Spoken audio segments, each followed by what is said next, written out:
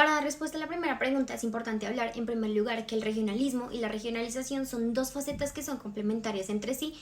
y que no son excluyentes, puesto que ambas son necesarias para que sea posible una buena transición a la integración. Dicho esto, el regionalismo es aquella dimensión estatal de la integración que se encarga de responder los proyectos formales que surgen de la convergencia política entre los estados y que a su vez también se encarga de favorecer la creación tanto de organizaciones como también de acuerdos y tratados regionales. Esta dimensión posee un enfoque top-down, que quiere decir de arriba hacia abajo, es decir, de las grandes élites a las sociedades. Por otra parte, su dimensión fundamental es la integración de iure, lo que significa que es una integración fuertemente mediatizada por normas, leyes o tratados que han sido liderados desde los estados a las sociedades. Por otra parte, la regionalización, a diferencia de la anterior, hace que su esencia vaya de abajo hacia arriba, lo cual básicamente es un bottom-up, donde es la sociedad y sus distintos actores los que a través de una creciente integración de interdependencia social, económica y que incluso cultural van forjando los vínculos que se convierten en una ampliación de la integración de esos actores.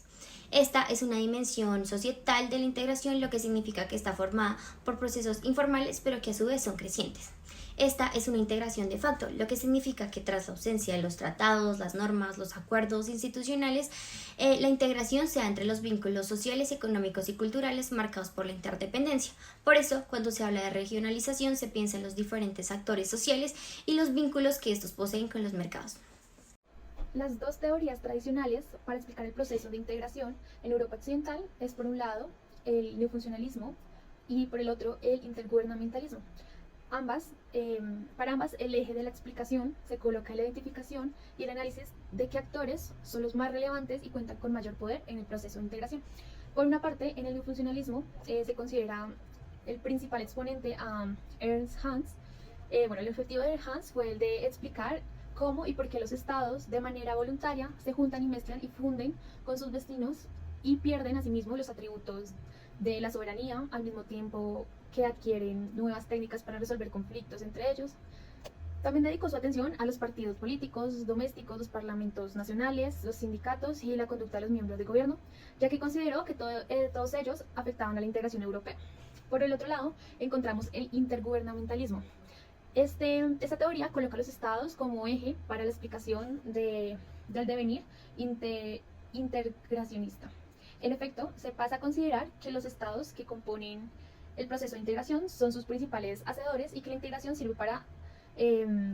hacia sus intereses y sus necesidades. Bueno, en cuanto a estas dos teorías, se encontraron tres diferencias. La primera es la perspectiva intergubernamental, donde se afirma sobre el argumento de que los estados no ceden atributos de su competencia en los asuntos de gobierno, ni dejan de ser el espacio de legitimidad democrática y de representación de los intereses ciudadanos, mientras la tesis neofuncionalista afirma que son las instituciones supranacionales las que obtienen más poder en los procesos de integración. En un segundo momento, a diferencia del pensamiento del intergubernamentalismo, según el neofuncionalismo se promueve la idea de que el Estado-nación es el problema, por su incapacidad para resolver los problemas de la paz internacional y las complejidades generadas por la interdependencia. Por lo tanto, plantea el fin del Estado-nación. En último momento, en tercer lugar, el intergubernamentalismo se cimienta en varias premisas realistas, mientras el neofuncionalismo se desarrolló en el contexto del behaviorismo en las relaciones internacionales en la década del 70. Para la respuesta a la tercera pregunta, según el texto, la integración regional a partir de la década de los 90, principalmente en América Latina y el Caribe, pasa a ser designada como un neorregionalismo por diversos organismos internacionales y regionales como lo son la Organización Mundial del Comercio, el Banco Interamericano de Desarrollo y la Comisión Económica para América Latina y el Caribe. Esa nominación de neorregionalismo tuvo como la intencionalidad de destacar el aspecto novedoso respecto a un modelo viejo de regionalismo desenvuelto en la década de los 60. Asimismo, es importante destacar que el concepto de nuevo regionalismo prevalece sobre el regionalismo abierto, en primer lugar porque este analiza las experiencias previas, como que el regionalismo cerrado resultaba equívoco, y asimismo logra explicar más cabalmente la exposición de los tratados de libre comercio que se produce con la conformación del orden comercial multilateral. Básicamente, el nuevo realismo también constituye un enfoque teórico que sirve para dar cuenta de la realidad regional que se presentó como novedoso y diferente a las experiencias previas de la integración regional, que surge inicialmente para aprender del cambio que introdujo la firma del Acta Única Europea y que logra expandirse de la explosión de acuerdos de integración regional en el mundo entero. Por eso diversos autores consideraron que adoptar el neorrealismo como un tipo de análisis que a modo de collage de perspectivas teóricas permite estudiar la complejidad del fenómeno regional en curso. En este sentido, el neorrealismo busca trascender en las teorías dominantes de integración regional y proveer un marco analítico interdisciplinario. También este se considera que debe ser analizado en todos los casos en relación del proceso de globalización. Es por eso que, dicho todo esto, se conecta con las oleadas del regionalismo latinoamericano, ya que es evidente como los regionalismos latinoamericanos también pasaron por muchas transformaciones que tenían como objetivo promover un marco analítico interdisciplinario a partir de una mirada económica, política internacional para estudios comparados y sobre todo cómo los distintos actores estatales y no estatales son impulsados a cooperar en distintos niveles y sobre todo a seguir buscando modelos de integración que permitan alcanzar nuevas metas.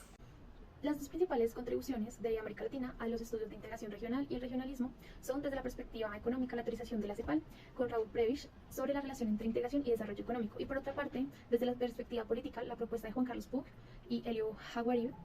sobre la integración regional al servicio de un proceso de autonomización de la región. Por un lado encontramos la CEPAL,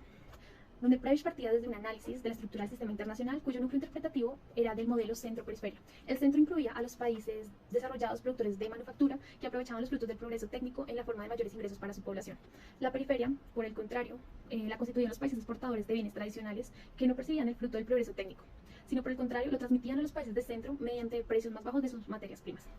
La superación del deterioro del mercado en América Latina requería una estrategia de industrialización con sustitución de importaciones, o una ISI. También que el Estado sería el responsable de efectuar las inversiones en las industrias nacientes y de establecer una política arancelaria de protección gradual a esas industrias. La propuesta entonces era que esta nueva etapa de la ISI se llevara a cabo en un mercado común en el que se fomentaría la producción de bienes intermedios y de capital.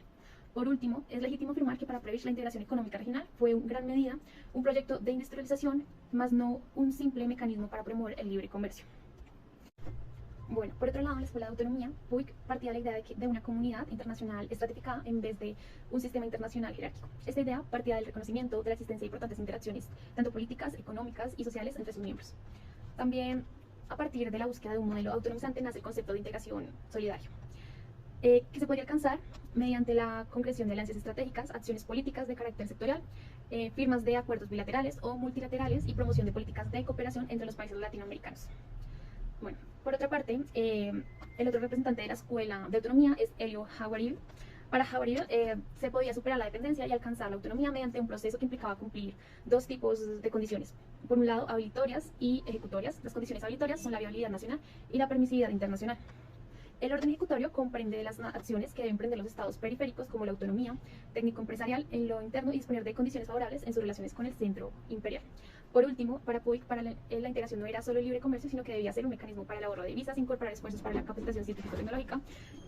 Finalmente, y para dar respuesta a la quinta pregunta, a partir de la premisa de que ninguna teoría tiene la competencia para disciplinar y determinar lo que es científico o no y lo que es integración o no, como grupo establecimos que las condiciones que son necesarias para enriquecer y evitar el eurocentrismo es que, como bien mencionaba el autor en el texto, en un primer lugar es necesario que no solo se hablen de los modelos de integración europeos o solo los que han tenido éxito, puesto que al hacer esto solo se deja de lado no solo los logros de Latinoamérica a la hora de plantear posibles modelos, haciendo que se llegue a la conclusión de que un modelo es mejor que otro porque fue diseñado en X lugar o solo porque tuvo éxito. Asimismo, es necesario que se tenga en cuenta el contexto de las situaciones en las cuales se dieron lugar a cada una de las teorías de integración, tanto europeas como latinoamericanas. Esto con el fin de que a la hora de aplicar cada uno de estos modelos se pueda tener una perspectiva de que si se aplica en un futuro funcionará o no. Finalmente, es importante mencionar que se deben recoger y adaptar más ideas de modelos de integración a nivel mundial, puesto que esto no servirá como de ejemplo, sino también servirá de guía para nuevos modelos de integración que van a ser muchísimo más amplios debido a la cantidad de ideas que han sido adoptadas. Muchas gracias.